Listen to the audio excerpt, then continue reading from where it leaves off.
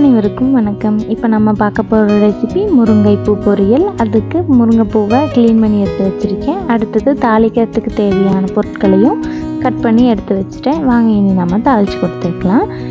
பாத்திரம் வச்சு பாத்திரத்தில் கடலெண்ணெய் ஆட் பண்ணிக்கிறேன். எண்ணெய் சூடானதும் கடுகு போட்டுக்கிறேன். கடுகு வெடித்து வந்ததும் கொஞ்சமாக ஜீரகம், அடுத்தது கடலைப்பருப்பு ஆட் பண்ணிக்கிறேன். கடலைப்பருப்பு பொரிஞ்சதும் வெங்காயம், பச்சை மிளகாய், தட்டி வச்சுருந்த பூண்டு, கருவேப்பிலை ஆட் பண்ணி நல்லா வதக்கி கொடுத்துக்கலாம். வெங்காயம் நல்லா வதங்கி வந்ததும் நம்ம க்ளீன் பண்ணி வச்சுருந்த பூவை ஆட் பண்ணிக்கலாம்.